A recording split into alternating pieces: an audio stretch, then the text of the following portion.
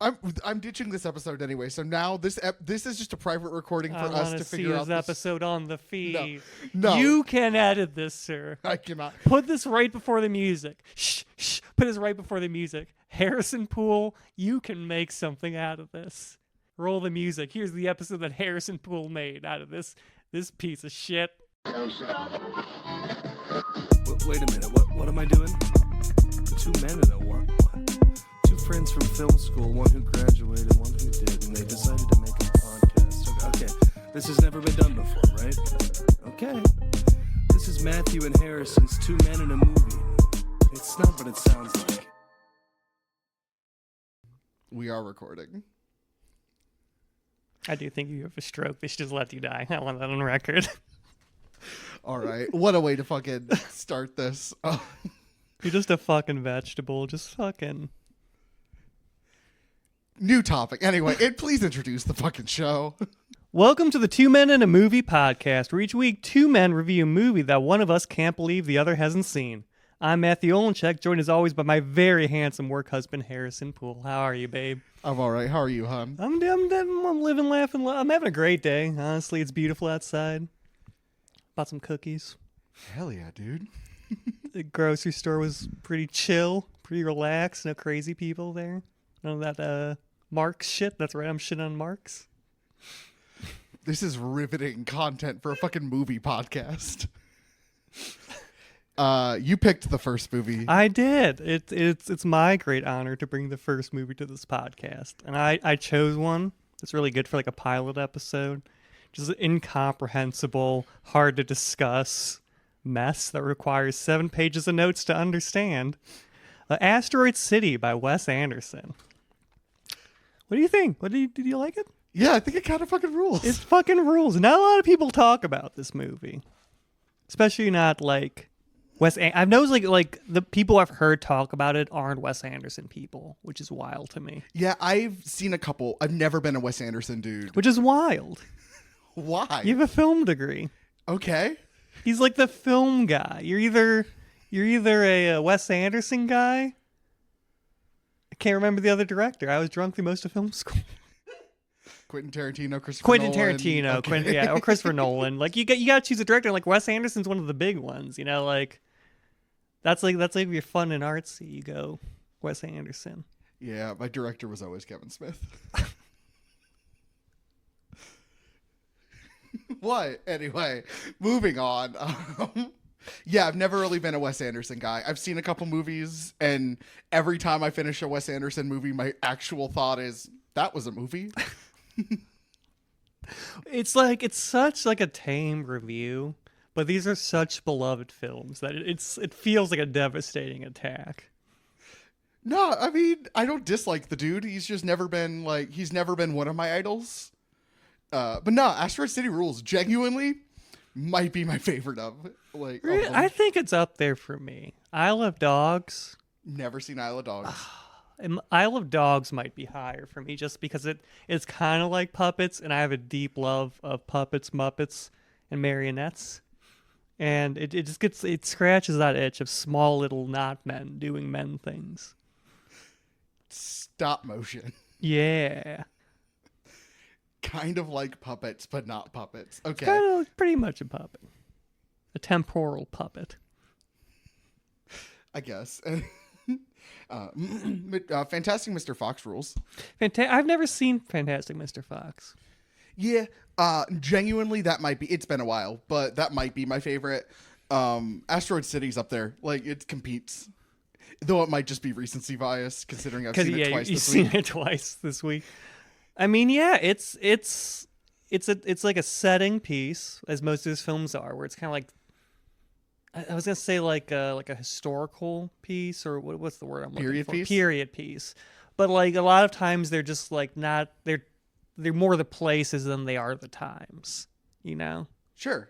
Okay. Like Hotel Budapest is more about that. That's not what it's called at all. The Budapest Hotel. We're cutting that. No, we're not. I'm the fucking editor. The Hotel Budapest, I'm going with it, is, more about like the area and the hotel than it is the timepiece. But like this one manages to do like both pretty well. It's about like the kind of like the American Southwest and like the kind of Cold War era simultaneously. And the movie follows this kid named Brainiac. That's his nickname. I don't remember his real name right off the top of my head. Woodrow Steenbeck. Woodrow.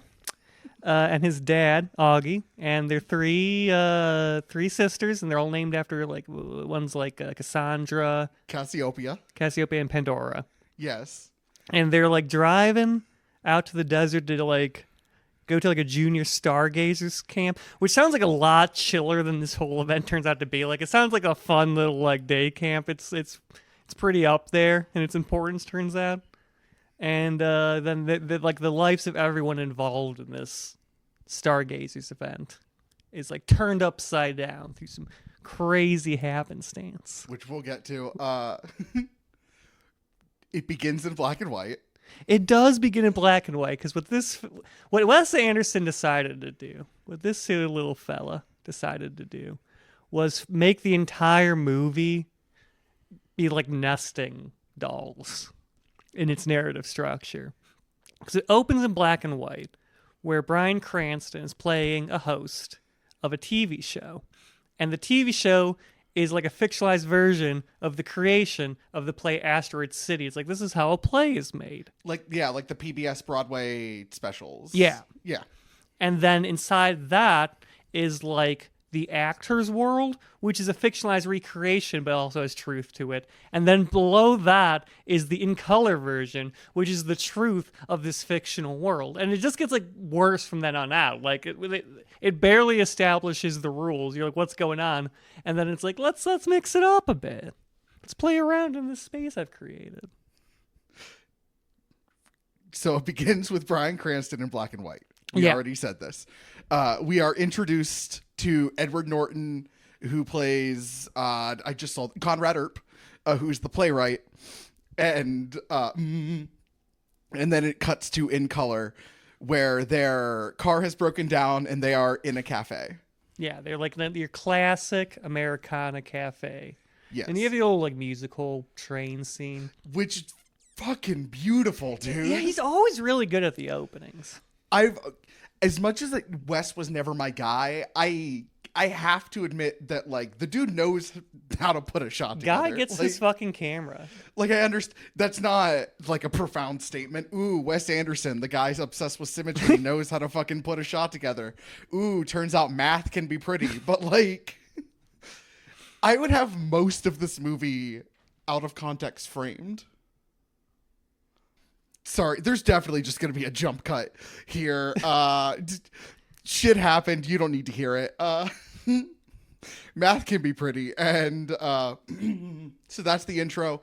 And then it begins with them in a cafe after their car is broken down. And they introduce one of my favorite reoccurring plot devices in this movie, which is a car chase. And it happens in the background. A car drives by shooting at its pursuers. And then it's the cops. One's in somewhere in a car, one's on a motorcycle, and they're shooting. They drive off into the horizon. Yes, and the beginning and end obviously mirror. Like the dad asks them if anyone needs to pee. If any of the children need to pee, they don't. The diner waitress is asking the witches what they want to drink. She calls them princesses. Yeah, and they're like, we're witches, vampire. I think one says goblin. One's a mummy that has been raised, that was dead and is now raised from the dead with his head cut off. Which is like a wild position to take, because I didn't know Tumblr existed in 1955. The other one I want to say is a vampire, and then one's a fairy. But they're all witches, not witches in training. Witches, yeah, official witches. just some questionable identity choices. Like, I don't mean to be a bigot here, but the mummy thing's just kind of wild to me. A mummy witch just doesn't scan. So Augie, played by Jason Schwartzman, like their bandages would get wet in the cauldron. Is my main concern. That's all sorry, that's no, please. I wrote to Wes Anderson about this. He told me to shut the fuck up. But you just feel like you're slow moving as a mummy. You're shambling. I feel like being a witch requires a lot of like manual dexterity to like chop up ingredients, to stir a pot. I could not see a mummy on a broom. Utterly ridiculous. That's why I like Woodrow the best out of all these children, because he's just a little guy. He's just a little guy with his little notebook. He has a dead mom, doesn't know about that yet. But he does. But he does. He does. The girls don't. Okay, now we're back on track after your fucking weird tangent. Call me Mr. Segway. So Jason Schwartzman calls dead wife's dad, Stanley Zach, played by Tom Hanks. And they have the like mere dialogue that the Tom Hanks never thought Jason Schwartzman was good enough for his daughter. We're saying the same thing. Yeah. And it is like a weird pause that's way too long. But like the gist of it is that he needs the dad to come out and pick up the children, the witches. Right. Because the car has a problem that's never been seen before in the history of mankind. Right. Matt Dillon plays the mechanic. Yeah, and he's like, there's two possible ways this car's broken. Turns out it's a third. But he's going to Augie, his dad, the dad, and Woodrow are going to stay in town because they have to go to this Stargazers event. Junior Stargazer Space Cadet.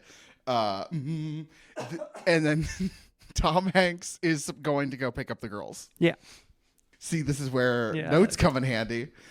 Because so much happens in this movie, especially in the first and the last 30 minutes. Oh, okay. So now we're at Asteroid City. Now, like Asteroid City, misleading name. It's like a crater, a military compound, and a motel, and the diner.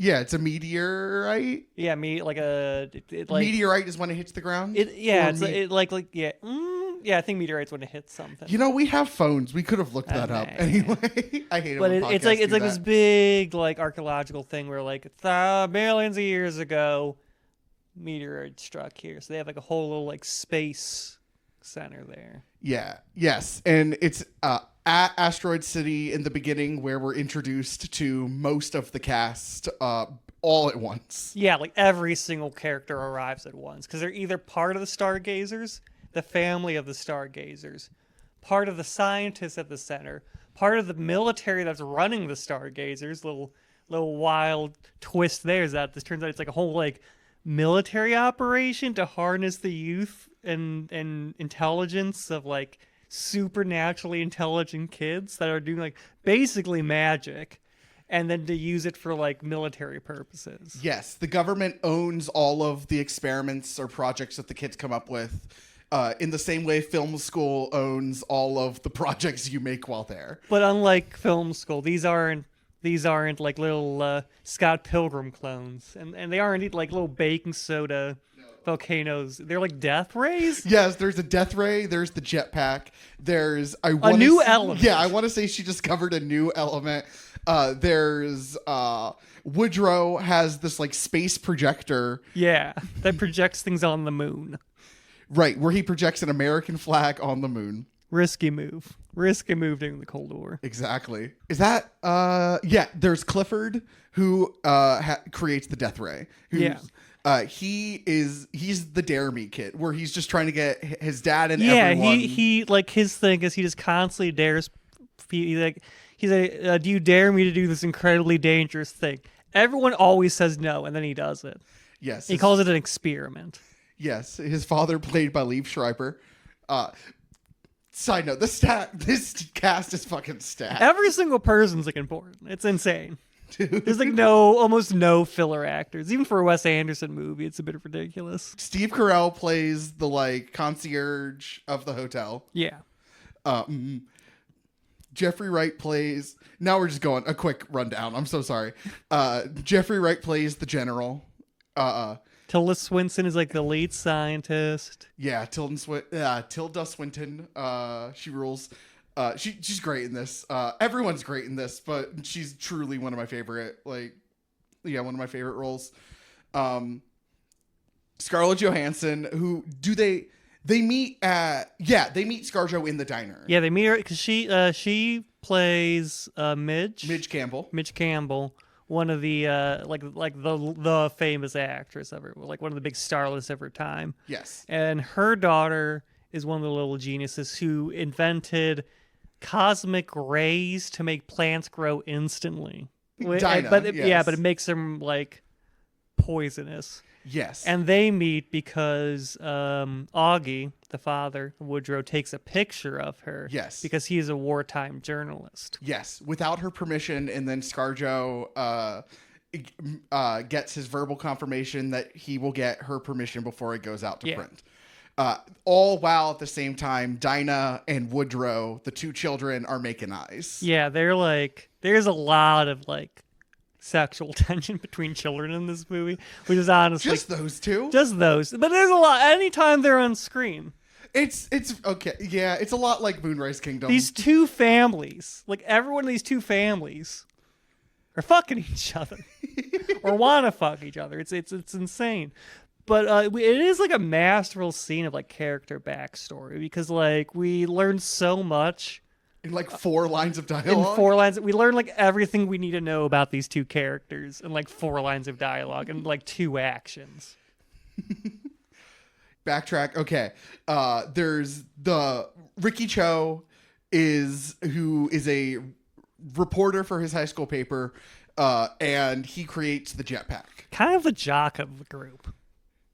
I would argue Clifford's the jock. He's the one doing the physical stuff, and he's the one who does the yo-yo, which is the closest thing to a sport. I knew a professional yo-yoer.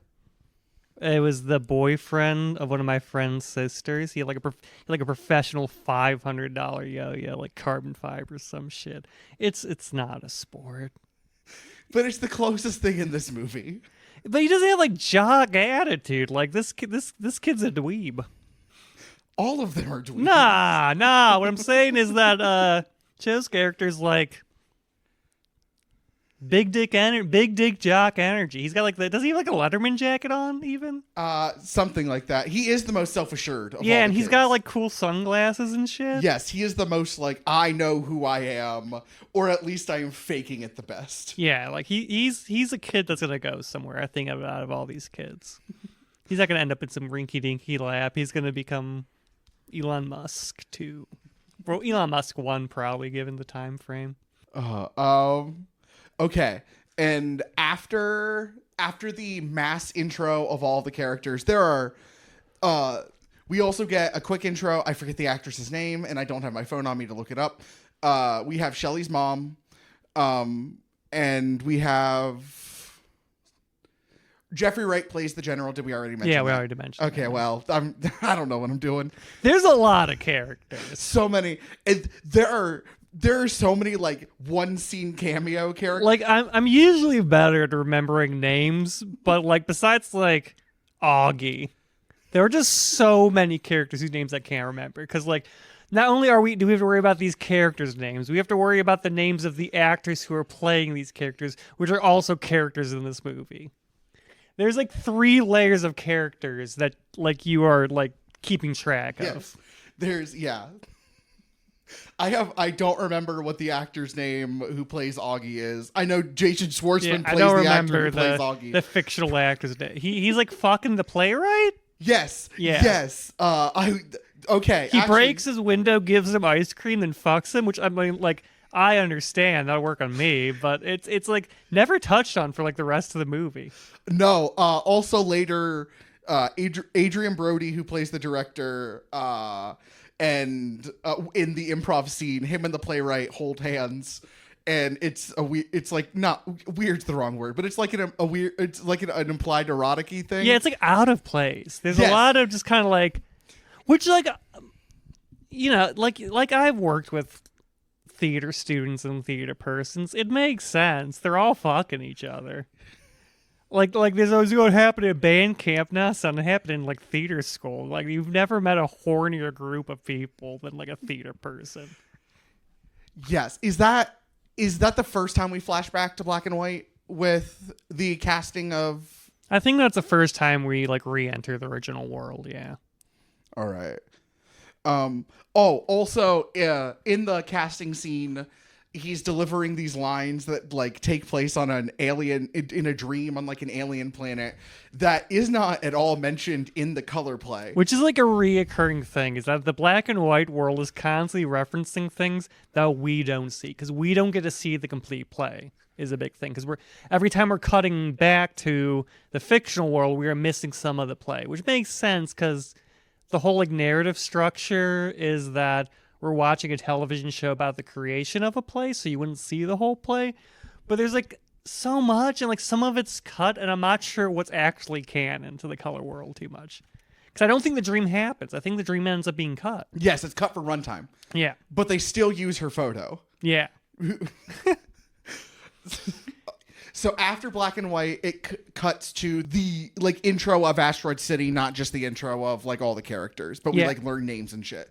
And Woodrow and Billy, I think, work together on the moon projector. Billy is one of the 10 kids that Maya Hawke, who is the teacher of. I want to say her name is June.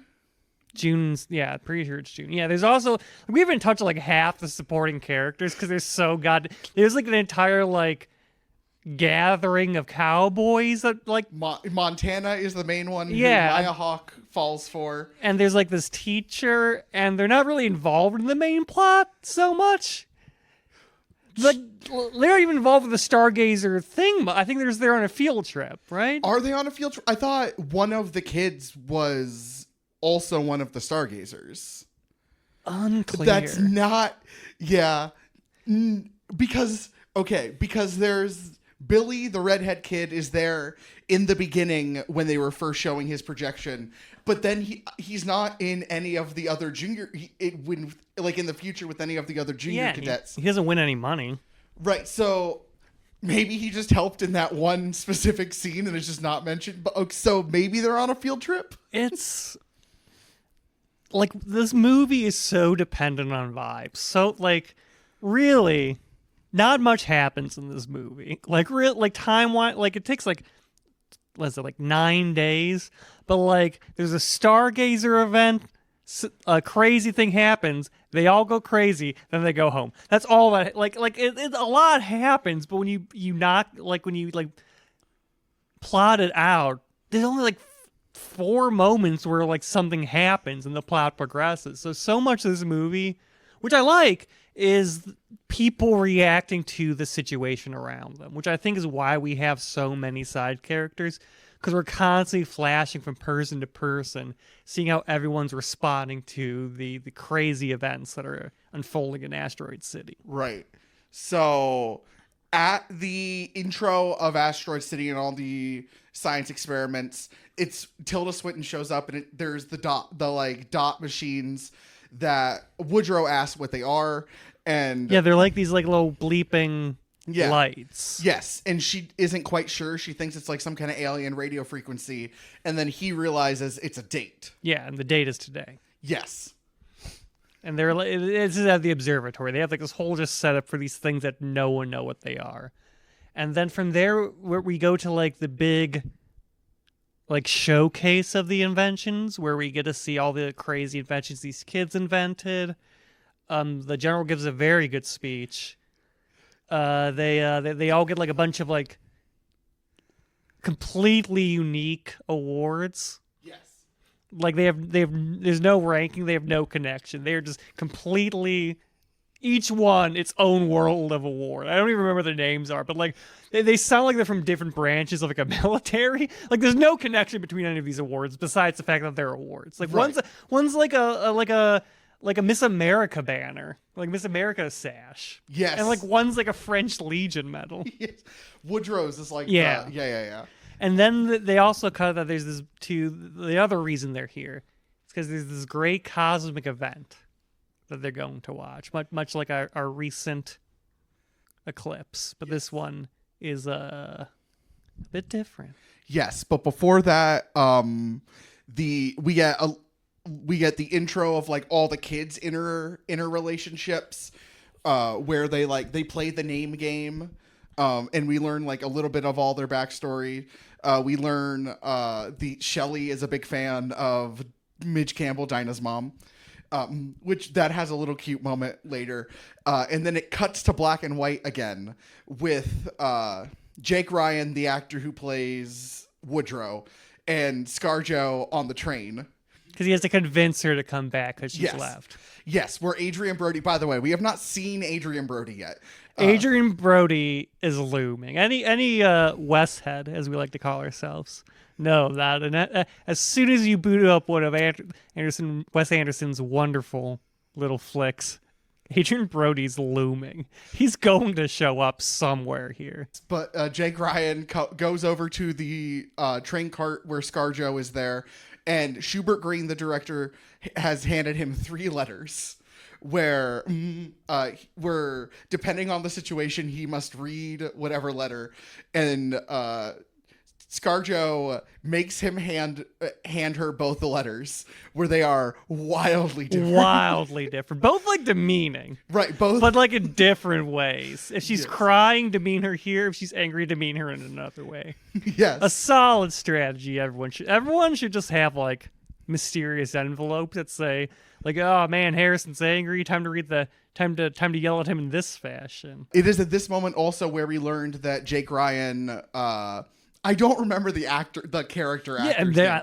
Jake Ryan, where we learn Jake Ryan is the understudy who ends up becoming Augie in the main production. But at the moment, he's just an understudy, which feels important, isn't really mentioned ever again. Like so many things that happen in the non-fiction world of this fiction until it becomes seem like super important, and like only like 10% of it matters in the end, which is fun. It's part of the setting, but they always like they're referencing important things that have happened in the past, like we're supposed to know them.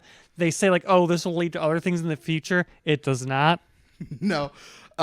There's a third letter because she is neither crying nor angry. She's cool and collected. If she is cool and collected, give her this letter and give it to her privately. And ScarJo is in some fucking power move to this 12-year-old, 14-year-old is like, read it to me. And it's like sexual. It's erotic. Sure. I really appreciate the like true to the time period 1950s power move of making a 14-year-old understudy have the person you fuck or have them read a letter from the person you fucked describing how you fucked. One time in a bathroom the first day they met, which has never been repeated. And it's like it is like a really heartfelt letter, and he reads it, and then she's like, "Oh, well, you're going to be the actor now." Because I guess he impressed her with his ability to read this letter. Was that what that scene was? I'm pretty sure that's why. Also, like in the beginning, like I'm not sure if you noticed, he's running beside the train. Yes. Yeah. Yes, I did notice that. But yeah, he ends up becoming Woodrow because he read these letters so well. That makes so much sense. I didn't have any really read on that scene. Like I understood what was happening, but like, okay, thank you for making that scene, and it's therefore what I that do. little tiny story makes sense. It's what I do. I fucking graduated film school. Anyway, we cut back to we have a quick little Bryan Cranston. Just I feel like mentioning it because Bryan Cranston rules. It's not important at all, but Bryan Cranston talks for a couple seconds, and we cut back to color, and it's the event, what I call the ellipses eclipses. Where Tilda Swinton has instructed all. I don't want to do this podcast anymore. I literally have written in my notes, I call the scene ellipses eclipses. So Tilda Swinton... Work with a stand-up comedian, they said. Shut the fuck. It will be fun, they said. So Tilda Swinton instructs everyone to put these cardboard boxes over there. Except for the government. They have metal ones. They have like these weird... No, yeah, but it's basically like an eclipse box you put on your head. It's silly, but it's yes, that there's this weird cosmic event that's going to time where like 3 distant star systems are going to send cosmic energy and put 3 little lights next to each other. But if you stare at it, it's burn into your eyes forever. So you have to wear these very special boxes. I think even to see it. Yeah, at least to like properly see it. Properly because understand she it. had her eyes burned in at 11 going on 12. Yeah, because then that's what she's like, I'm gonna study stars now. Yes. Oh, there's the one kid who only sees a staple. Yeah, he puts the box on back. Is that Billy? I think that's Billy, and What then the- Maya Hawke Has to turns turn the it box around. Billy's like the most. There's like a whole like 12 children. I think Billy's the only one who's named. No, Dwight, who writes the song in the future. Oh, Dwight is probably the most important child smoking the cigarette with the Cowboys, but Yeah. we haven't gotten there yet, Matthew. So this cosmic event happens, and there's lights that are about to shine through a mirror on another mirror into a cardboard box. The only thing is, we know this event happens because it happens. We can see it, but the math doesn't work. Yeah, like they're like it proves a theory, but we can't figure out the math. So Maybe one of you 14-year-olds one day is gonna figure it which out. is wild. The government comes, takes your death ray. Then the scientist says, "Hey, do my work for me." That's really, I think, at the core, this is a story about like child exploitation. Yeah. Yeah, like a lot of everything in this movie. I guess it's because they're one of the main characters, but like so it's almost Goonie-esque, where like so much of the plot happens because of these kids. And I think if the events of the movie happened and the kids didn't do anything, Sure. like I'm not sure what I'm not sure what would happen. I don't know. I'm not sure where I'm going with this. It's just like it's so many like these kids are like these like wonderkins, Yes. They're- geniuses, socially awkward geniuses. Yeah. Brainiac, but what's the abnormally intelligent, I think, is the phrase Yeah. that the scientists use, or at least the kids use to describe themselves. But like all the adults in this movie like look to these kids for guidance and like everything. At least the scientists. At least the scientists, but like there's so much. They're not treated like children. No. Especially... spoilers. We're gonna get to that later. But yes, all of the scientists look at these children like they're superheroes. Yeah, like it's Tilda Swinton treats them like a schoolgirl having a crush almost. Kind of. It's the nervousness of it. yes. She just like desperately wants Woodrow to be like her intern. There are two scenes that happen shortly after this that, yes, definitely She's upset exemplify that. they didn't invite her to her game. Yeah, that's weird. I think it's the real story, the real like kind of thing Wes is trying to teach us is that astronomers are fucking weirdos, which I agree with. You spend that much time looking at a telescope, I don't trust you. Sailors, nope. Astronomers, don't trust them either. I don't know. Sure. Name one cool astronomer, one that like you trust. You have a child, okay? You have a child, and you have to go on like a big old trip, and this child's sick. Who boy needs special care, and you have to give it to someone. This person, due to circumstances outside your control, is an astronomer. Who do you give that to? So they're at the ellipses eclipses, and they're looking through their cardboard boxes, and they have the 3 dots. And then they're all green dots, and then there's a 4th red dot that isn't supposed to be there. We don't know what happens, and all of a sudden, there's the entire camp is just drenched, flooded in green. Just green gels on all the lights. Yes. It is just. And so they take off their I'm gonna call them helmets. Their helmets. They take off their helmets, and it's revealed in nowhere, out of nowhere. Yes, I'm aware that it's mentioned in the flashback, but that almost feels like he's auditioning for an entirely different play. Yeah. But out of nowhere, it's an alien spaceship. Yeah, it's like a classic UFO, and it's just kind of hovering there. And they all kind of just stare at it, which I guess is a appropriate. Well, the general's like ready to shoot it. Yes. He like loosens his gun, which is a Yes, very he American yeah. Attitude. He undoes the holster. He doesn't like pull it out, but he keeps his hand Cocks on. it. Yes. Cocks the action. Yes. And then it's out of the alien spaceship comes this really, I mean, I want you to be really careful with your words here, because like the first time I saw this in theaters, I was so happy to have some like body representation on film. I felt seen. I felt like, oh look, they've created a lovable film character that looks like me. So yeah, what comes out of this UFO? What little pole, a little like fireman's pole comes down. Yes, and this like black and white polka dot CGI. I think it's CGI meant to look like stop motion. I think, yeah, that sounds right.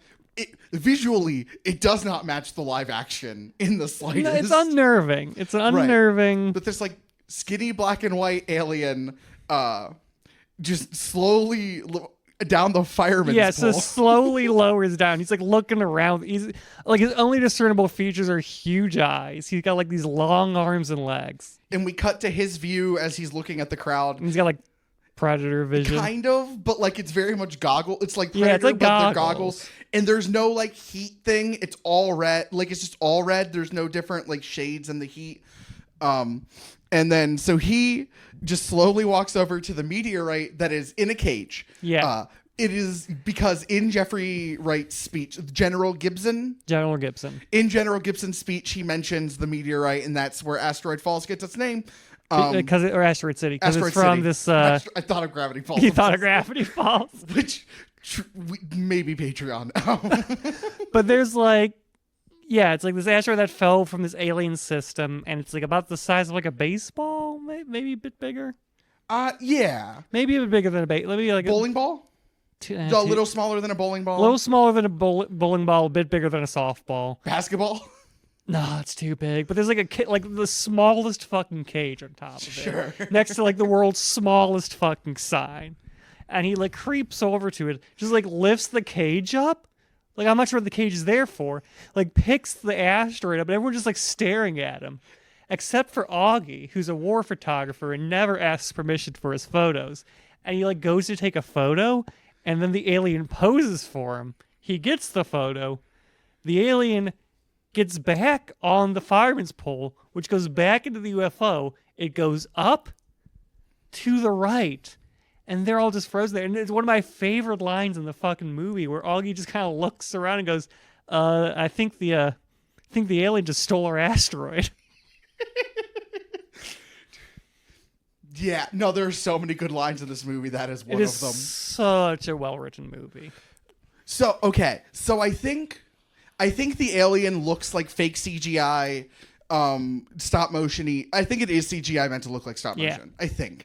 But I think it looks so fake because it is in the world, like it is a play, but as an audience, you would view it as like costume and like paper mache or like it's something. It looks like a set. I think it's supposed to look fake because in the 1950s there would have been no way to make a realistic looking. It's UFO. A straight, like the UFO doesn't look. It's a straight, like the very like conceit of how the world is built makes this movie sometimes hard to like talk about, like just certain things, because you're talking about like 3 different layers at once, and you're trying to like tell them apart, and it's like a genius movie in that way. Is that there's so much of these like different layers of reality are informing what's happening in different layers.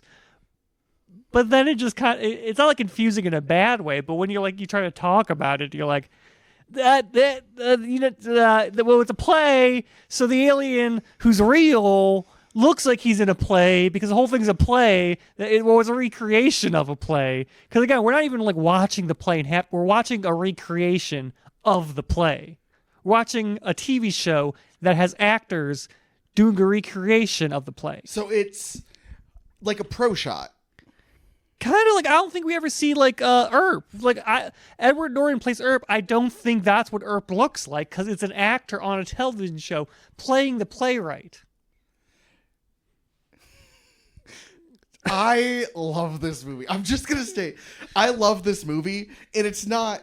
It's complicated. It's not like, I'm sure if we sat down, we could like break it down in a couple hours. I would need like visuals. I'd need like a whiteboard. Sure.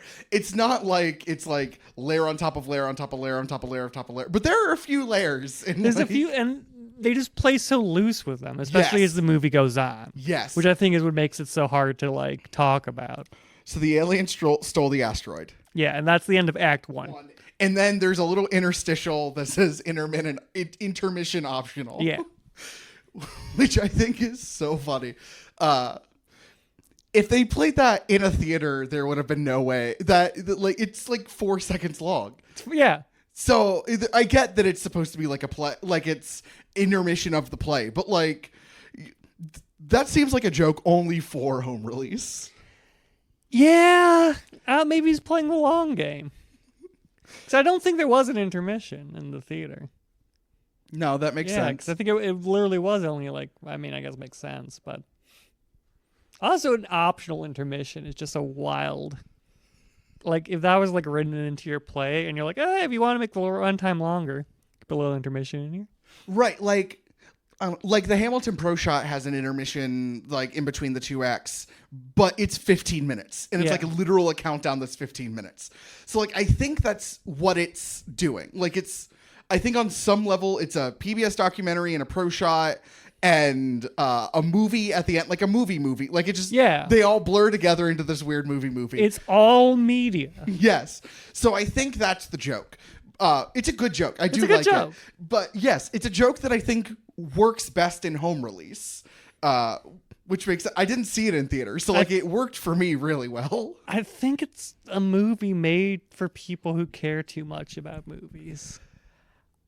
Yes, I think it's a movie definitely made for people who care too much about movies, but also like care too deeply about theater. Like like I feel like if you hadn't been in, like you'd enjoy it regardless, but if like you hadn't like experienced the world of theater, experienced the world of film, like there's some enjoyment that would be lost.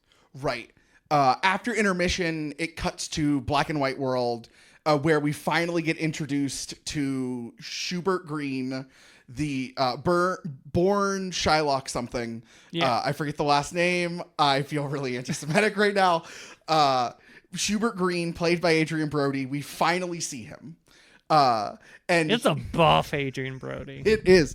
It's a yes. Was he doing another role at the time? Why is he so buff? He is was it a role or was he directing another? Because in the improv scene later he mentions another play that had just opened. No, I mean like Adrian Brody. Oh, I thought you meant like in the world. No, because I don't think it makes any sense for the character to be that buff. I'm like, was Adrian Brody doing something? Was he just like working out? I guess it is a COVID movie.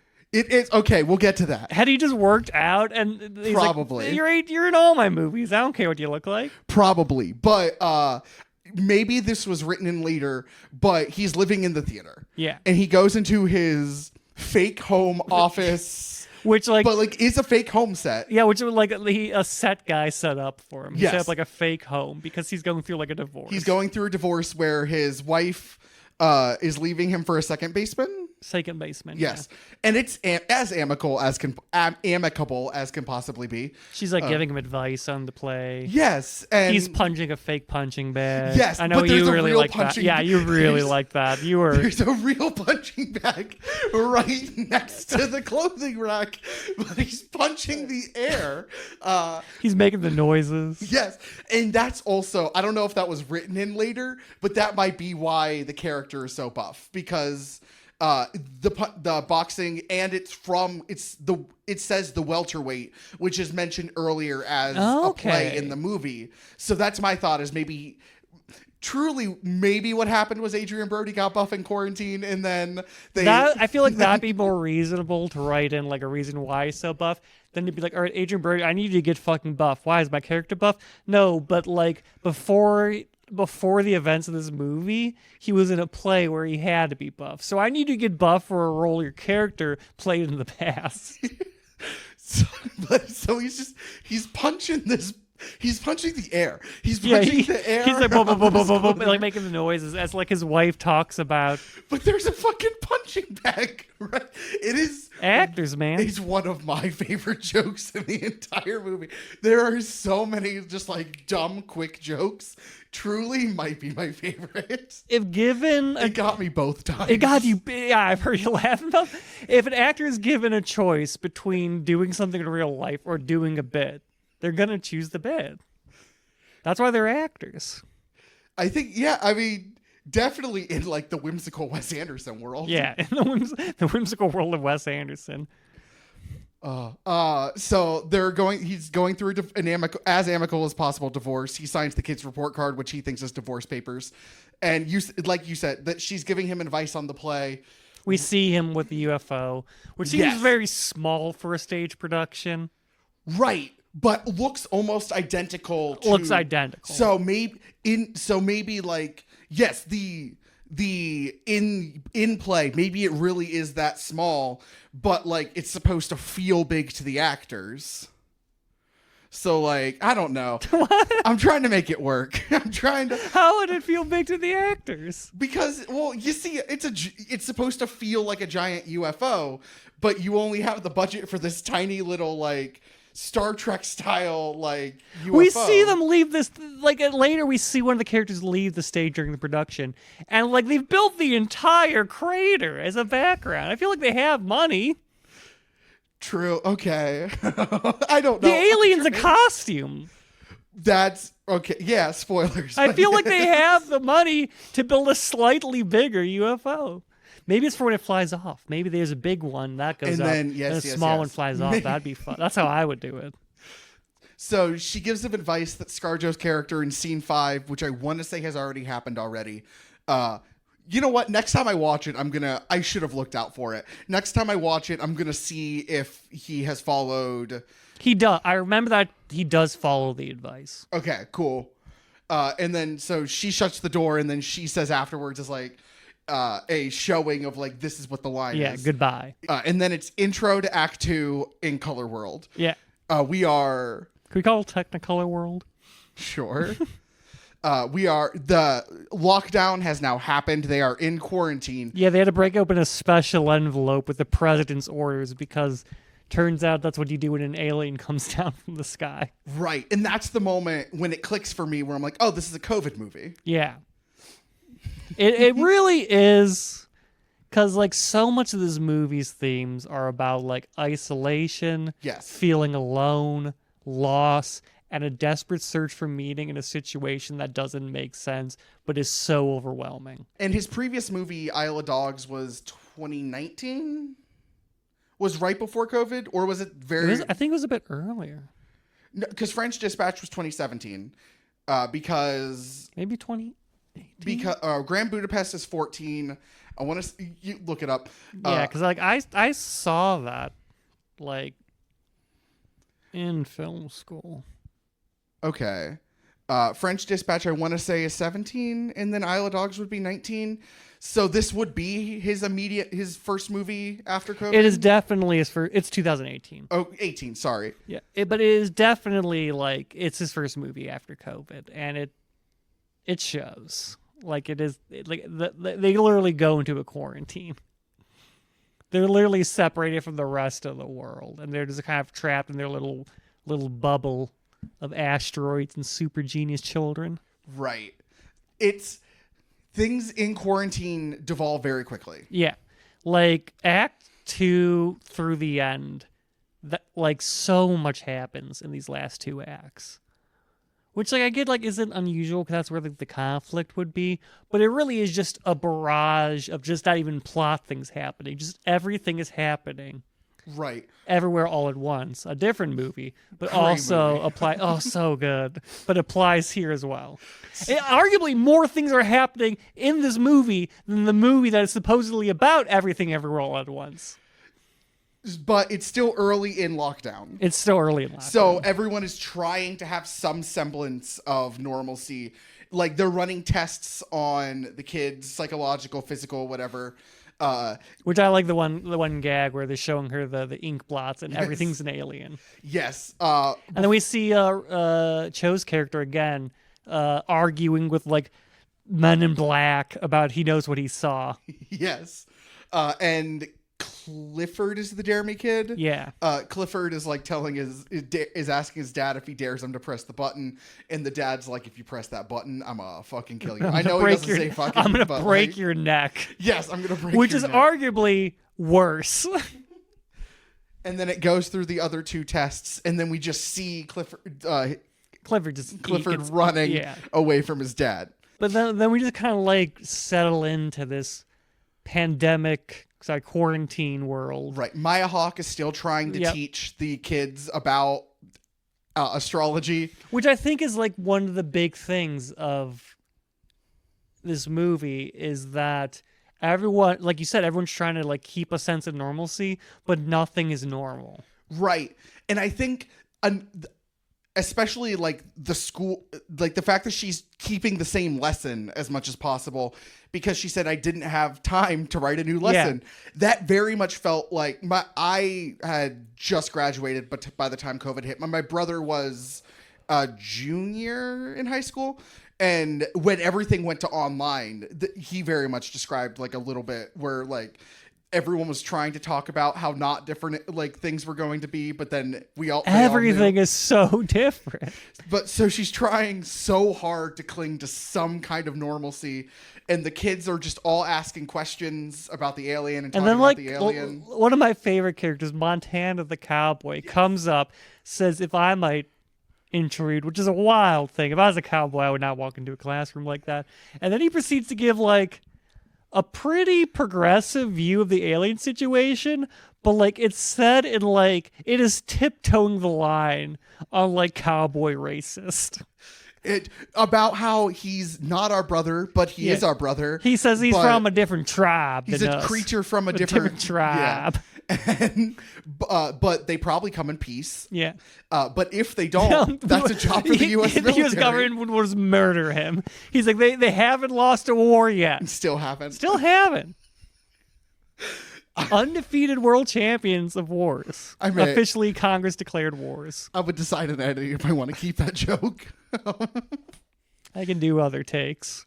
But this is the moment. I mean, there's a little bit of the tension with June and Montana in the very, very beginning when they meet. But I want to say this is like the first scene of like genuine connection where like they show that there's this weird caring, or even if it's not caring, there's a weird attraction. Something that happens in this, there's like 4 different kind of be couples, like fuck buddies. There's like 4 groups of like fuck buddies in this movie, and there's like various levels. Like theirs is like a long, slower burn tension. Yes. Unlike that of Augie and Maggie. Which does bring us to the next scene. Yeah, which is like pretty much from the start, just pure unbridled sexual tension. Right. Before that, though, is their kids which at the I lighthouse. Get. He's very handsome with that beard. Yes, we will get to the cabin chats.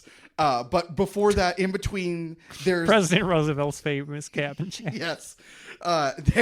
There's Woodrow, Dinah, and Tilda Swinton. I forget her character's name. Yeah. Tilda Swinton. She's like a weird name. Yes. In the lighthouse, where they're talking about like stars and they're trying to like look at shit. The observatory? The lighthouse. You know? You're not wrong. Like, I guess I don't. It's a lighthouse converted into an observatory. A lighthouse in the middle of the desert? Yes. Shut the fuck up. I wrote down lighthouse in my notes, and I'm sticking with it. Willem Dafoe also in this movie. So they're in the lighthouse. I hear there's a lighthouse in this movie. Well, I'm quite familiar with the subject. So they're in the observatory. They're in the observatory, and Tilda Swinton is showing like an affection mentorship toward Woodrow specifically, and Dinah a little bit, both towards Woodrow specifically. And we find out that I think she we kind of glossed over this. Okay. I just realized. But I think she senses his dead mother. Well, she wants to replace mentions that his in mother. the future. I don't know if she senses the dead mother as much as she just knows the mother's dead, because it's said in the future scene. No, that's in the past. They know their mothers are dead by now. Yes, no, but Tilda Swinton knowing the mom's Tilda dead does has not. Well, but yeah, like a little. We glossed over it, but completely. But all these kids' mothers are dead. These kids' mothers like dead, like ashes. They're in Tupperwares. Oh, that was the scene of. We may have talked about this. We did not. We did not talk about the fact that their mother is currently with them in a Tupperware. Oh, we didn't Anyway, so And Augie has not told them. during the phone call with Tom Hanks, and they have the understanding of like, I never liked you, I never thought you were good enough. We're saying the same thing. Then and then Jason Schwartzman tells the kids that their mother's dead, and they're in the Tupperware. Like opens it up to show them. Yes, the cremated ashes in the Tupperware, and the girls then bury the mother in between the two cabins. Yeah, and at a certain point, they do like a magic ritual to bring her back to life, Right. which does not work. That's the scene where they first mentioned they're Episcopalian. Which, Yeah. Yes. Augie's an atheist, but he's trying to comfort the kids. And that the kids are Episcopalian. That brings up later. And so he's like trying to do this like spiritual woo-woo thing, but it's... He's an atheist wartime journalist. He is not good at this. No. But Woodrow knew. Yeah, Woodrow knew. Woodrow knew. He had not seen their mother in forever at this point. I'm guessing sick. Yeah, it was like she was like sick, and she died 3 weeks ago. Yes. Woodrow may not have known the exact timeline, but he had this idea that she was dead already and that Augie was not telling them. Yeah. The girls had no idea. And They will not remember this. And there's this funny joke of Augie saying how Woodrow's the only one who probably has any concept of time. Woodrow's the only one who knows what 15 minutes is. Yeah. And then one of the triplets is like 15 minutes is 6,200 hours. And then Jason Schwartzman just goes, exactly. Yeah. And so their mom's dead. Their ashes are buried in between the two cabins. So is that basically everything in that scene? Yeah, that's everything. Okay, flashback to the lighthouse. And yes, so they're talking about stars. They were also talking about stars get mentioned a lot. Asteroid City. Yeah. Stars get talked about a lot. Tilda Swinton discovered a star. Midge Campbell, Dinah's mom, has a star named after her. And they're like staring out of a telescope, and they start like messing up. I know they like run into the controller, and like it starts throwing them around, and then they have that most romantic of gestures, which is smashing your heads together, and that's like the first like real hint of the deep tension between these two children. Yes. I mean, it's very obvious when they're making eyes in the diner. Yeah. But that's more teenage lust. This feels like very much like of the beginning of erotic tension. Are they teenagers? Yeah. Woodrow, the character, I want to say is 14 and Dinah's 15. They mention it. They look like children to me. I mean, yeah. They look like actual children. Like I would have said they were in middle school, but they're high schoolers, aren't they? Yeah. Yeah, buddy, we're pushing 30. It's nothing some tweezers can't pluck at, as I've discovered. So they're at the observatory. This moment's my quarantine movie. So after the observatory, we cut to another. Is that another cabin chat, or is it the first cabin chat? Is there a cabin chat in between? There's a lot of cabin chats. Yeah. You cannot expect me to keep track of all of them. Oh no! Because Maggie and Augie's cabins are right next to each other, so they open the window and they have these little cabin chats. Yes. It's a reoccurring narrative device in this movie. Yes. Anyway, so this is the cabin chat where the photo of the alien and then one of the photos of Midge is revealed. I forget if it's the personal photo. No, it's the or it's the one. The Midge diner. eating a waffle. Okay. I've been calling her Mag. Your name's Midge. Yes, Midge Campbell. I've just been ignoring it because I know what you're talking about, and they'll figure it out. Them being whoever has the unfortunate time of fucking hearing this. God, this guy does not remember names. You have to make your own little notes at home just to keep track of what I'm talking about. So Maggie's Midge. Yeah. This has to have been a future cabin chat, I think, because this is where they mention, like, what are we? I think where it's like, we're two deeply hurt people who just don't want to talk about their pain. And then this is when Tom Hanks walks into the Midge's cabin and is like, I knew your Yeah, like direct, like she says come in, but this man still walks like directly into her bathroom. Yeah. I knew your old agent in law school, and then they both say Mort basically at the same time. They do a really good job of making him an old man. Like he acts 65. like he acts like such a rich old man in his entire, like he went to an Ivy school. He's this character. early retirement. Is he? I mean, he would have to. He'd be 65, But like, and he lives on a golf course. yeah, he's like this rich guy who lives on this beautiful golf course, and they really do so much with this character through small things of being like, oh, this is one of the, because what's the 50s, like one of the 1920s, 1910s fraternity boys. Like he's one of the good boys who went to like Harvard or some shit. Yes, and this is where Augie and Midge bond over they think they're bad parents because they work all the time. Yeah. And like things are great when they're with their family, but then they always think of like they're never going to be around their family.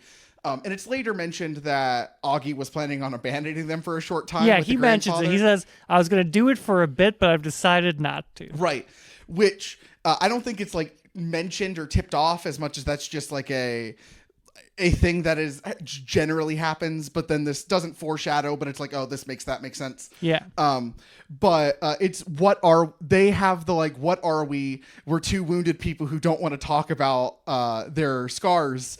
And then he goes, can we just change the subject? Yeah, he doesn't like move on.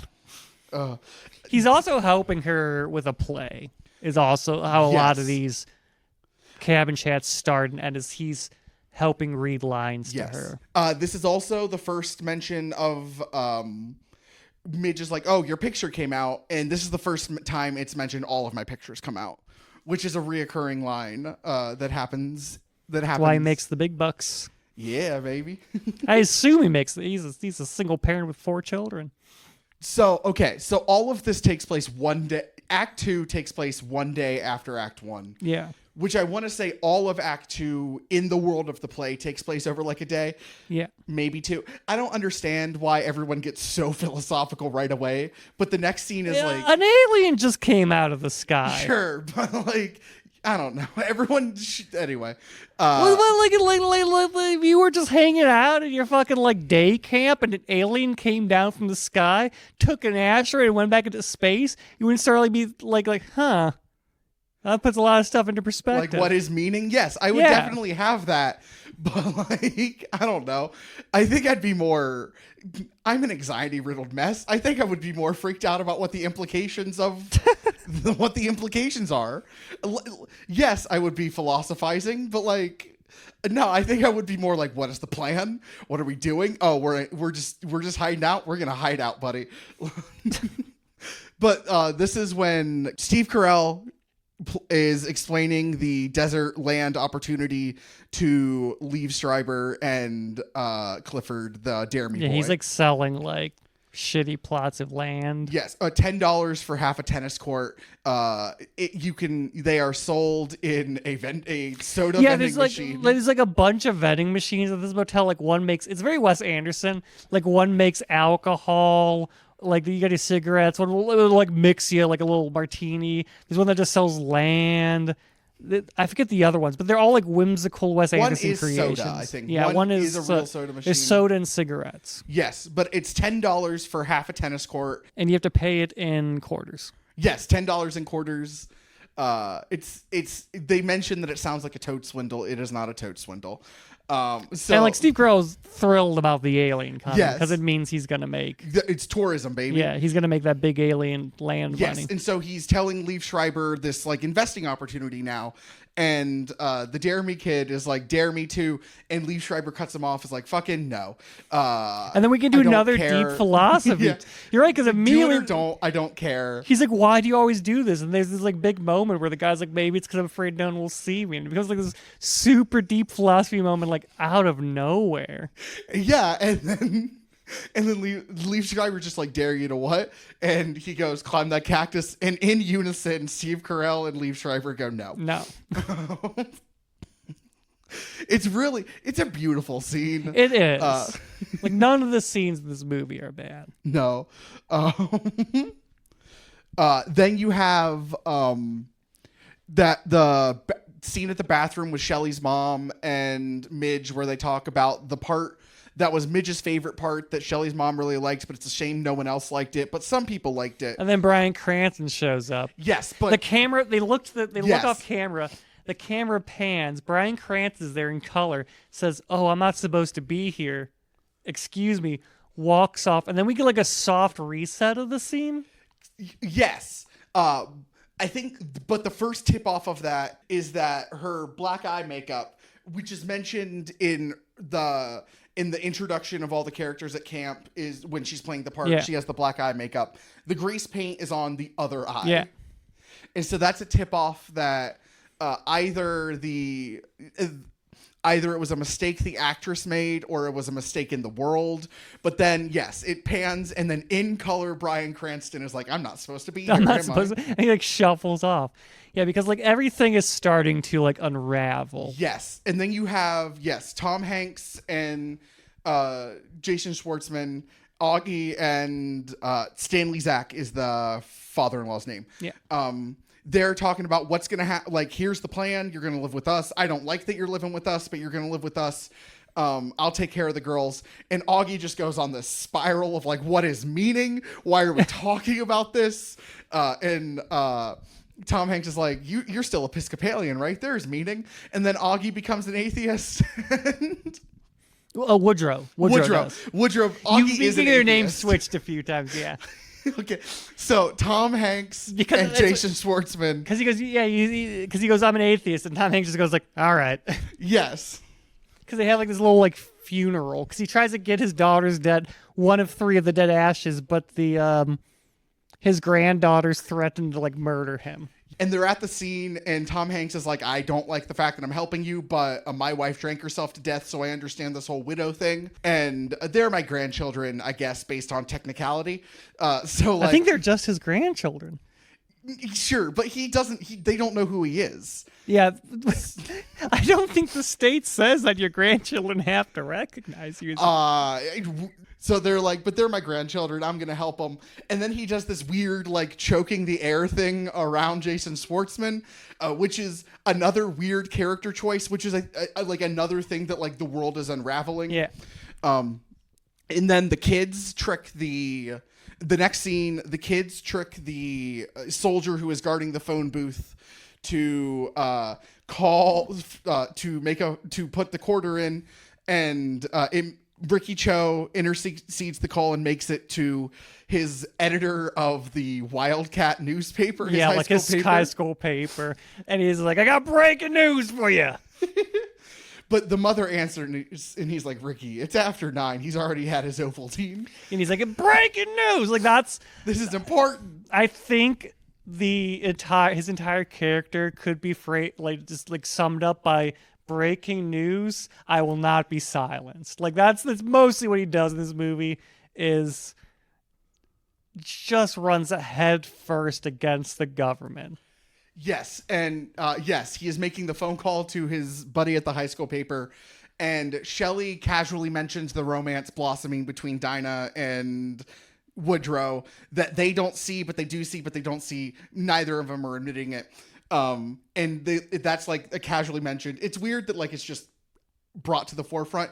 I kind of liked when it was like all subtext, but it's so small it doesn't really matter in the scene. Subtext is for worlds without aliens in it. You know what? That might be the most philosophical thing you've said about this movie. Put that on a shirt. And that's the end of Act 2, right? Yeah. Because they've broken the quarantine, and now the world, through a high school newspaper, knows about aliens. And so Act 3 has not started yet. We are in this weird second intermission-y thing, though there isn't another graphic that says intermission, but we're in a second intermission-y thing where it's black and white, and Edward Norton is trying to has this idea for this dream sleep sequence that's been mentioned a couple times in the black and white world, but he can't figure it out. He has this like dream sleep sequence, and so he has his acting improv teacher, played by Willem Dafoe. Yeah. It shows up out of nowhere. in the such a small role. Such a small role. But played by Willem Dafoe, who's like the improv coach.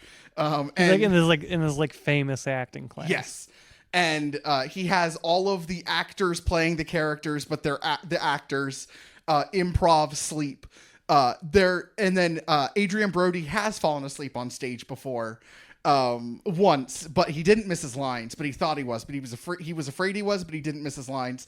And then he walks up, and him and Conrad Schubert and Conrad have like a little sweet moment, and then they hold hands very tenderly. That's actually the genuine word I was looking for. Thank you. I thought you were gonna go hard bit. Nope. Thank you. I got you. They hold their hands very tenderly, and then he has all of the actors pretend they're asleep, and it's like bad improv. It's really bad improv. Like I used to do some improv, and I've seen that. At one point, someone's like fake zombie sleepwalking. That's what improv classes look like. Oh yeah, yeah. I'm thinking of taking improv classes. There's a theater up in Cleveland that I've performed at and stand up, and I kind of. Well, you have all the experience you need. You've seen it. So they're just people making wild character choices. So Act 3, we are now 1 week later, and there's a note that Act 3 is supposed to be played relentlessly without break. And that is how the movie is shot. Yes, we are 1 week into quarantine, and everyone is fucking stir crazy. Yeah, there's this whole alien community set, like they're selling alien shit, and a bus comes by and they're selling the newspaper. And like the government's yelling at Cho. Like this is how I remember Act 3. Like the government's yelling at Cho's character. Yes. Because they released it, and there's a whole song and dance number with the cowboys. Yes. Like everything is happening. You're going so okay. I'm going relentlessly without pause. So they're 1 week into quarantine, and there's like this carnival. Yeah. A carnival of madness. A carnival of madness. And I saw in the credits, the second time I watched this was on Amazon Prime. And so like I got to see the cast credits as they were going along.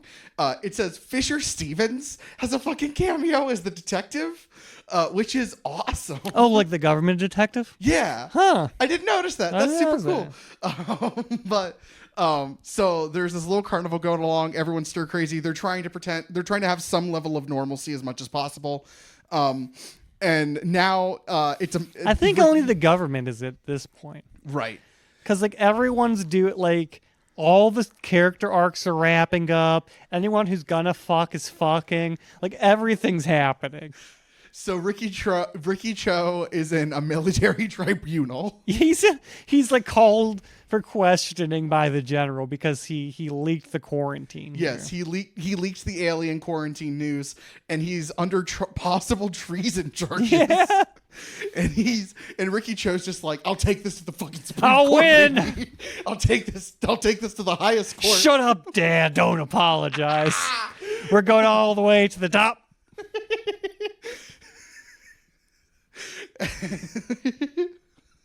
Yes, and but Augie is in the clear for leaking the photo because he leaked it before official news before the quarantine happened. Yes, before official quarantine, and they couldn't intercept in time. It was already picked up by his like editor person. Like it was already there.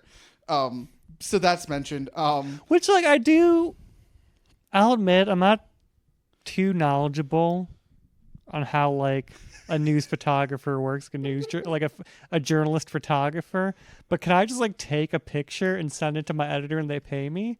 I guess like an alien, sure, but like, can I just like go over and like, oh, there's Saddam Hussein, he's shooting someone. Snap, send that to my editor. Oh, look, a car crash. Snap, send that to my editor. Like, did you write a story with it?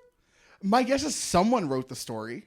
My guess is he provided the photo, and then someone wrote the story around the photo. But what's the, like? It's like probably New York, right? Probably like a New York setting. Something like that. They just see Our photojournalist sent us a picture of an alien in Asteroid City. But it's wild shit. An alien. Like I know it's an alien. It's photographic. I feel proof like of all an you alien. have is the picture and the headline, and the content's like, this is some crazy shit. Yeah, the aliens have touched down. I guess you could like reach out to sources and be like, we reached out to some scientists to get their take. It's just not good journalism. And this is the 1950s when people believed in journalism. Yeah, and cared. this isn't like a couple years ago when Trump admitted that aliens exist and like no one gave a single shit. The greatest injustice of our time is every week Congress tells us more things about how UFOs exist and no one talks. This is prime journalism where all you had to do was send in a picture of an alien and it got front coverage. And okay, so Ricky's under treason charges. Shut up, Dad. And now Maya Hawke is trying to teach more lessons. The family is there, but they're in like quarantine. Yeah, they're vans, also being like and taught. Matt Dillon, the mechanic, is now fixing a TV so that they can see him. And they're all talking about, I drew pictures and I made a diorama of the alien. And then Dwight, who was caught smoking cigarettes with the cowboys earlier. I don't think we mentioned that, but that's how they meet. Yeah, that's how they meet.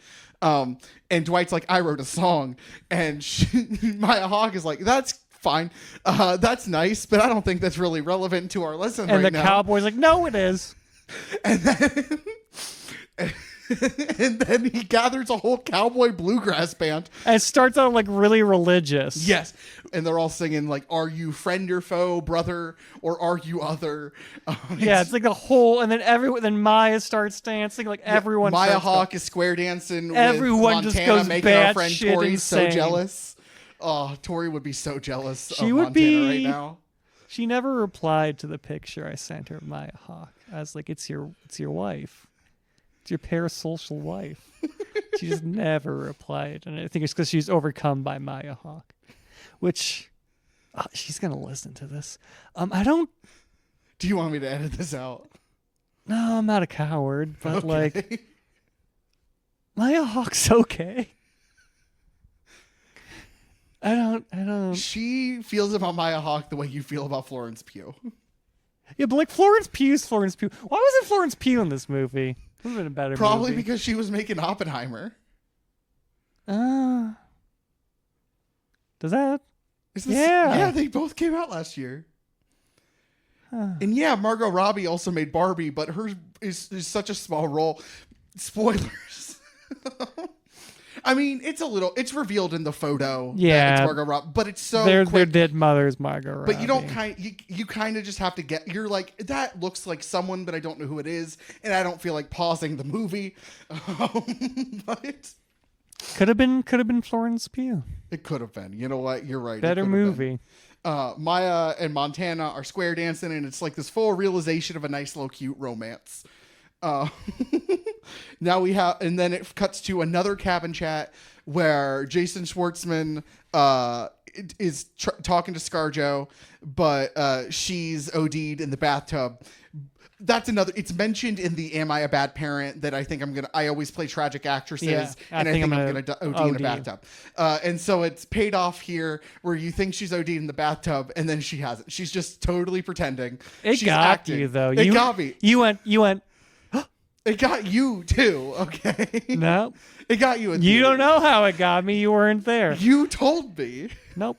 Anyway. When it came up on the screen, I loudly said, "She's faking." Oh, yeah, she's faking it, folks. Calm down, everybody. You said that in a crowded fucking theater? Yeah. Okay, you're an asshole. But it did get me, where I'm like, oh shit, is that the direction this is going? This just went dark. It's going crazy, and now it goes dark. And they're in quarantine. It would be such a different movie if you just 100%. started killing off characters. 100%. Oh, we find Clifford like dead on a cactus. Vultures picking at him. Oh, so Midge did not OD. It's for the play she's doing. Yes, it's for the play. Dinah, her daughter, has seen Midge and Augie fuck. And we see a flashback to that where we learn that Augie fucks with his pipe, his signature pipe. Yes. But she can keep a secret, so maybe Woodrow doesn't know. Maybe Woodrow does know. We don't know. Yeah. But And she did not think to say we were rehearsing. exactly. And then they start Which, actually... like it has to be such an easy way to live life if you're an actor. Because if you're ever caught doing anything, you can just be like, I was rehearsing. I think it depends. I think, Officer, I was just rehearsing. No. That, if you're okay. No, but if you're actively married and you're rehearse fucking, you're still cheating. No, you can fuck anyone you want. It's the character that's fucking. No. If your partner supported you as an actor, either or, they would understand. Okay. So they start acting Doing the another scene of the scene. movie, and yeah. He like burns his hand. Yes. Afterwards, he burns his hand. Okay. And it's mentioned in the I think it's mentioned in the original casting scene where he's like, why does he burn? Yes, in the original black and white casting scene where where the actors are fucking. Yeah, he says, why does he burn his hand? And then Ed Norton is like, I don't know. He just kind of did it when I typed it out, and it's brought back here where he burns his hand. She's like, why did he do that? He says, unclear. Yes. Yes. In the original discussion, it's like, I think it's so that he feels physically what he feels emotionally. And then Ed Norton's like, that's a good enough interpretation. I don't know. But yes, the actor burns his hand, but like the character burns his hand, but also like the actor burns his hand. Like in real, like he lifts it, and ScarJo was like, oh, you really did that. Yeah, ScarJo looks off screen at presumably like a stage hand and says he really did that. Yes. And he's like, why did you do that? And then he says unclear. Yeah. Which, that's another thing ScarJo said earlier. I can't remember off the top of my head at a different cabin chat. So many lines in this movie just repeat themselves and it's interconnect. all just, it's cascading. But so they're acting together in the scene, and Midge is like, use your grief. And so he uses his grief, and then he like says the stage direction, which is such a brilliant representation of like amateur act. Like, yeah, like the character didn't know theater. Jason does such a wonderful job playing a man acting who has never acted before in his life. Yes. It is textbook. Hey, can you run me through this scene? Here's the script. Yes, that Augie has never acted. Obviously, the actor has acted. Yeah, the actor playing Augie has acted, and Jason has acted, but Augie has not. Has never acted. Augie's a wartime photographer. But, and ScarJo's like, use your grief. And he does. And it's not, like, amazing, but it's good enough for rehearsal. It's good enough for film school. God damn, yeah. I've seen so many projects where it's just that. That was true to life. And we're gonna have the camera guy act. That's what you get. And he asks her if she's a ghost, and that's it. He asks her if she's a ghost, and she says unclear. Yeah. And then she's like, "Is this the beginning of something? Are we something? What's going on? Are we?" And then they both like, "Are we? Aren't we?" Each other. Yes. And then it's in that little talk that he burns his hand on the griddle. Yeah. And then shows her, and she's like, "Oh, you really fucking did that. Holy shit. And why did you do that?" And he says, unclear. And there's a little quick scene of Liev Schreiber using the death ray to like fire shit. A little quick scene. He threatens a government official. He does, but he does insurrection against the United States of America. It's such a tangent. It makes total sense. It's such a tangent after all of the emotional honesty that like. I would argue it's the tipping point of the climax. Sure. You're right. It is all of the parents that aren't the protagonist parents are hella stir crazy. Like officially they're tired of the government. Yes. Which I understand. Yes. And Liev Schreiber threatens to use his son's death ray on government officials. Yeah. And the bellboy from the bellhop from Grand Budapest Hotel is General Gibson's like right hand man. Yeah, his aide de camp. Yeah, aide de camp. Yes. Then we get another rendition. So much. This happens so fast. The last act moves so goddamn fast, relentlessly without break. Yes. And then we have a more name game where Tilda Swinton is like jealous that they're not including her, but also like, what the fuck are you doing? What's this plan? And they're saying we're sending a message to the alien on the moon. We're putting an American flag on there. They want to put E equals MC squared, but that's too simple of an equation. Yeah. Woodrow says something which comes back at the end, which is like he wants to put something important up there. They want to be worthwhile. Yeah, yes. They want to be put something with meaning. They want to be worthwhile. Yes, and then Tilda Swinton pulls him aside in a little like tent, and it's like, you are worthy, Woodrow. You are worthwhile, and you want to be my future protege because I think this would be cool. And I'm sorry your mom's dead. I miss my mom too. And it's this nice little bonding moment. It's real nice. It's Tilda Swinton fucking rules in this movie. She's so goddamn good. I don't trust anyone that looks through a telescope that much. What are you looking for? Okay, I love her in this movie. I love her in a lot of movies. No, I do love Tilda I love her Swinton. in this movie. So, but she's even as she just stares at the sky. And she's like, you are worthwhile. And he's like, I can see the ellipses in your eyes. And do you want to be my protege? And then it cuts to another General Gibbons speech where quarantine has been lifted. And they're awarding a scholarship. And then the fucking alien comes back. Yeah, and like drops off the asteroid and leaves. Yes, and we know that it was just inventory. The asteroid had been inventoried and they dropped it off. Now quarantine's back on in the same scene. And immediately death rays start firing. All hell breaks loose. Yes. All chaos ensues. Yeah. The alien car part comes back from the mechanic. You have the third issue. Fuck it. Is that when the kids start making out? Yes, that's what I have it in my notes. Because they put up your notes. They put up a little heart with their initials in them. They forsake meaning. Yes. And then they start fucking lock and lip. Do they forsake meaning or do they become the meaning? I think they forsake that there needs to be a meaning. Maybe, truly. And then the Augie is now in that moment, the actor where he's like, why does Augie in color? This is in color world. He's like, why does Augie burn his hand? And he then walks backstage. ScarJo is just fucking standing there like, what the fuck is going on? Yeah, he just like leaves mid-production to go find Adrian Brody. And then we cut to the black and white world and he talks to Adrian Brody and is like, why does he burn his hand? Am I doing this right? And Adrian Brody's like, you're doing fine. You're doing this right. And he's like, I'm so lost in Adrian Brody. I don't understand the play. And he's like, you're doing the play fine. Just keep going. It doesn't matter. You didn't become Augie. Augie became you. It doesn't, or what? Oh my, did I write down the exact line or did I just write, just keep telling the story? Yeah. Yeah. Am I doing this right? Yes. Just keep doing it. Just keep telling the story without meaning. Like, it doesn't matter if there's meaning. Just keep telling the story. Yeah. And then Jason Schwartzman playing the actor this time. I forget the actor's name. Yeah. Jason Schwartzman walks outside for a smoke break. And then across in a different balcony for like a Queen's play.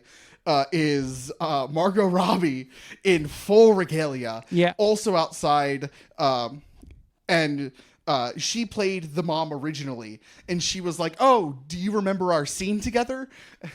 and he just fucking shuts her. He's like, nope. And then she reveals the scene. She remembers the entire thing bit for bit, which is such an awkward situation to be in. And it was the official alien dream. Yeah. And the oft mentioned alien dream. Yes. And she was like, and it culminates in this whole, like, you might have to replace me. The alien's shy, but so is Woodrow. They'll grow out of it. I don't know without a mother. You might have to replace me. I can't replace you. I'm not coming back. It's a lot. She does all at once. Yeah. This is all his thing. And then the mechanic comes out. It's like, get back out there. Yes, but this was the point I was going to. And then she talks about how he takes a picture of her in the dream, and she was like, I hope it comes out. And he was like, all my pictures come out. Yeah. It was payoff for everything cascades forward to the end. But they still used her photo even though her scene was cut for runtime. Yeah. Which is so dumb. It's such I get that that's the joke, that it's like such an integral scene to make a lot of things make sense. Yeah. But the writer just didn't know how to do it. So they just cut it for runtime. It's such a Chad move. Like, you don't have to explain anything. Just remove, if you can't make the scene work, just remove it. You need runtime, take it out. Because if the audience questions it, just say, hey, it's for you to discover, buddy. That art is interpretive. Interpret what I'm telling you. Yes, and the so I think the dream takes place in the beginning because they still use the photograph, and the photograph is there in like pretty early on in the movie. So I think the dream takes place in the beginning, almost immediately. No, after because that's the photograph he took when he met her.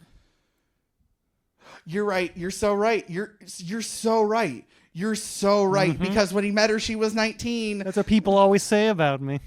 Oh, my God. And so Matt Dillon, the mechanic, but Matt Dillon, the actor, who I'm just going to call Matt Dillon's playing. Yeah, Matt I don't think Dillon. the mechanic gets a name. So Matt Dillon is like, yo, you missed your cue, asshole.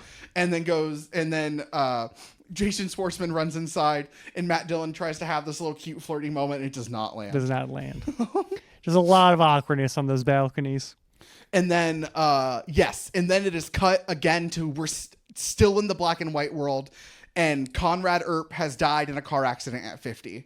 And it's trying to do this little like in memoriam scene, and they're at the improv class, and they're still doing the bad improv. And then it will randomly cut to color, but like not Wes Anderson play color, but like color, like this like real world black and white version of color, where when they zoom in on this character and it's like, you can't fall asleep, you can't wake up if you don't fall asleep. And they all start chanting, and the alien comes out. He has the asteroid, and the alien at this point is just a dude in a costume. Jeff Goldblum. Yes, Jeff Goldblum. It is point, yeah. Jeff Goldblum in a costume.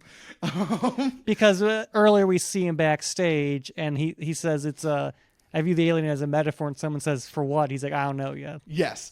And Jeff Goldblum, he's carrying the death.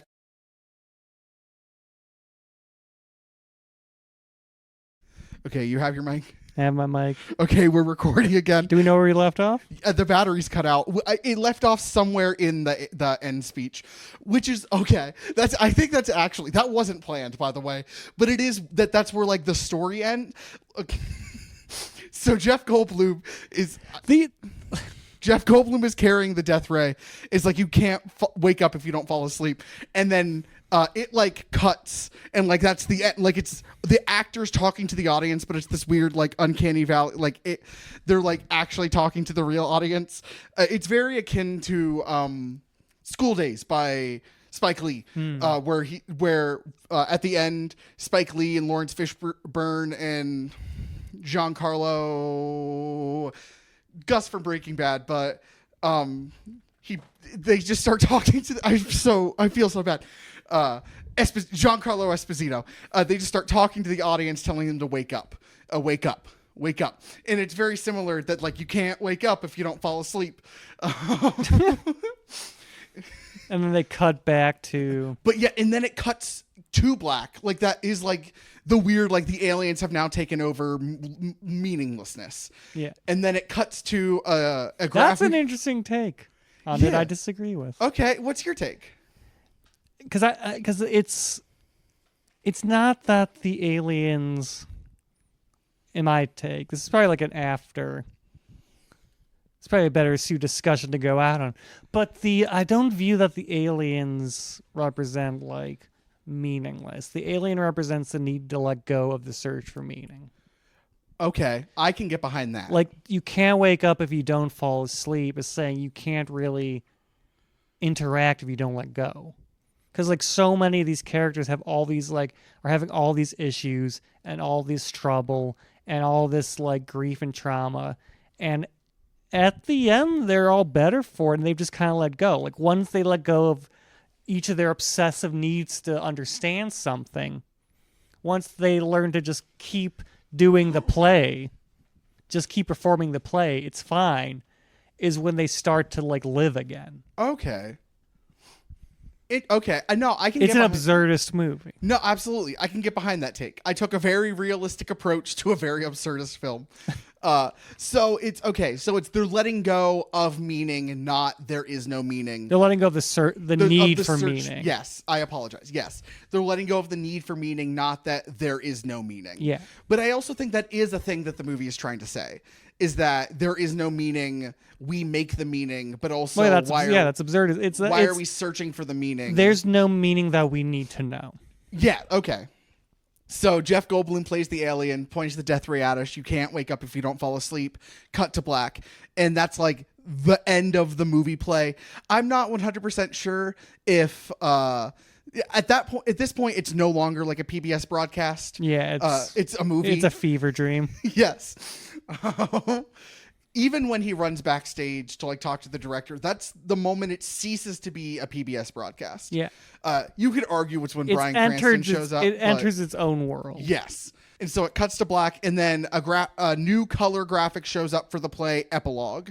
And Augie wakes up. Yes. Augie wakes up. Steve Carell is cleaning Midge's cabin. Midge has checked out. The quarantine has been lifted. They overslept. Basically everyone is gone but them. And then Tom Hanks tries to take his daughter's ashes out of the ground The again. kids scream. The kids, so they just threaten his do a life. little funeral. Yeah. A little, yes. And this is the moment where you were working in your office and you just heard me fucking slapping my knee over and over again. Trying to think of the word eulogy. Yes, I was making a note and I wrote impromptu prayer / and then for fucking 90 seconds, Yeah, it's like, it's getting more and more aggressive thumping in the background of my world. and then eventually, Then just, I remembered the word. I didn't tell you what the word was until after Didn't the know movie, what the word was. but I remembered the word. The word was eulogy. And then they go back to The cafe. The cafe. Turns out Woodrow has won the scholarship. The dad asks the kids if they need to pee. They don't need to pee. The cop cars race by. Yes. Woodrow is going to spend his scholarship on his girlfriend. What's that thing what's his notebook he's always carrying around? Next And year's it's next year's project. That Midge left her. There is no meaning. You just keep doing it. Like it doesn't matter. You're just going to do next year's project. And Midge leaves behind Yes. her P.O. post box. Yeah. Yes, her P.O. box, an address to a P.O. box. And Tom Hanks gives his consent for Augie and Midge to fuck. Not that like they need it. Yeah, but like Augie refuses that he even needs it. Right, but because he knows her agent and she's also a gifted comedian. Another thing mentioned that I forgot to. That's another line that's mentioned previously in one of the chats. And then yes, the car chase happens again. They pack up the car outside the diner to leave for Frank's place. And then the train rolls by, they drive past the tracks, and then the credits roll on this like wide shot of a landscape, and there's like a puppet rooster just going around. It's a roadrunner. Sorry. It goes meep meep. Oh, sure. This like puppet roadrunner goes, and the credits start rolling, and it's this brilliant Wes Anderson shot. And that is the end of Asteroid City. It ends where it begins. There is no need for the search of meaning. Everyone went crazy in quarantine. They went crazy because they're trying to figure out the alien meant. This is the type of movie where I remember that Wes doesn't have a degree in film. He has a master's in psychology. Yeah, this is like, or is it philosophy? I think it's philosophy. Him and Robert Rodriguez both went to UT Austin. I know that Bottle Rocket was his master's thesis. His first film, Bottle Rocket. It's either psychology or philosophy. I'm not going to look it up. But it's a very like textbook absurdist film. Yes. This movie rules. It's great. I wish more people like talked about it. Dude, I liked it the first time. Like I liked the movie. I think I love this movie. As you should. It's so good. I think I gave it, I mean, I'm going to put it on my letterbox again. I think I gave it 3.5 the first time. This may get like a 4.5. It's definitely a 4. I love this movie. Holy shit. It does such a good job with so like little actual things happening. But like there's so much character growth between like literally there's like 3 plot events and just sheer character growth between them. And I love how that like it's essentially everything that happens in the movie connects to a different thing in the movie, Yeah, it's either all directly or like through an actual dialogue or just by like a philosophical idea brought up in Act 1. Is then this movie's like Chekhov's gun upon Chekhov's gun upon Chekhov's gun. Like There must have been like 12 rewrites they had. He had to have a big old so many, whiteboard. no, more than 12. Genuinely, I don't know how many times. Wes, please contact us. Tell me how many times you and Roman thought like we're doing this idea. It reminds me of Catch-22 almost, and it's Okay. Constant calling back. Like Catch-22 is non-linear, so it's a bit different, but it has almost the same level of complexity, which is impressive, or complexity in its connections, which is impressive when you consider it's linear versus the non-linear nature of Catch-22. Sure. Because it's the same thing where everything's always calling back to the other things. Yes. I know that has like reams and reams of notes. Like the storyboard was a nightmare. The plot, the store. I'm moving the microphone. The plotting of the story beats I get it. are had to be immense. Sorry. You're right. I'm sorry. That just made me laugh. Just adding a little ASMR to this. Plot events. Sure.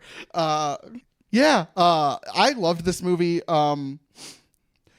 This is the first Wes Anderson movie that I watched where I'm like, I liked this more than just being a movie. Like a lot of Wes Anderson, like I've seen Life Aquatic, I've seen Grand put Budapest. down the brutal pen of critique for once on poor Wes Anderson. Said, "You get away this time, buddy. No, I'm not going to savagely tear you down by saying it's okay." No, it's not that. It's Wes. Okay, Wes Anderson is one of those film school directors where they talk about his movies like they're higher than art, and then I watch them and I'm like, this is good, but it's a movie. And this is the first movie where I'm like, oh, I fucking get it. Which is weird. Like, it's weird that this is kind of a lesser talked about movie of his. Yeah. And I don't know if it's just because it's so new, but like, I think outside of The French Dispatch, this is the one I've heard the least people talk about. I think it's because of the post-COVIDness of it, honestly. I think just... And then it came out around the same... Did it come out around Barbie Oppenheimer? Around. It just got overshadowed. Yeah. That's a shame. On that sad note, any final thoughts? I think everyone should watch this movie. I think everyone should take its lessons to heart, you know? Stop worrying so much. I know a lot of people who are having a lot of troubles in their life. Just stop focusing on so much. Let go, you know? You can't wake up if you don't fall asleep. You don't want to be chasing after some scary sky alien, right? And you can take that to your heart at home, you know? If you're like stressed out about something, just see if you can step back from it, you know? Take a deep breath, see if it even matters in the long run. Just ride the wave. Ride the wave. That's a Pepsi slogan, isn't it? Isn't that like Pepsi's 90? Ride the wave. That's definitely a Pepsi. Just ride the wave. That's been 2 Men in a Movie. Thank you so much to Tristan Hostetter for our theme song. Thank you. Is there anyone else doing anything at the moment, or is that the only critic? 2 Men and Tristan. I can't wait to fucking edit this. Thank you for listening. I'm so sorry. This has been 2 Men in a Movie. You can follow us on Instagram. Yes, okay, you do. You're the fucking... I'm Mr. Social Media. Old hairy boy doesn't get the kids, but I do. You children can follow us on Instagram at 2 Men Movie Podcast. You can follow us on Twitter at 2 Men and a Movie. And you can find me on Instagram at Midwest_magician. You can find me on Instagram at hdpool124 and on I almost said "and" on Instagram twice. And on TikTok, that's the same thing. It's hdpoole124. He hates it, folks. I hate social media so much. It's a hellscape. Thank you so much for listening to this fucking weird experiment. My therapist was wrong. I should not have started a podcast. So long and good night. Bye. Love you. Smooches.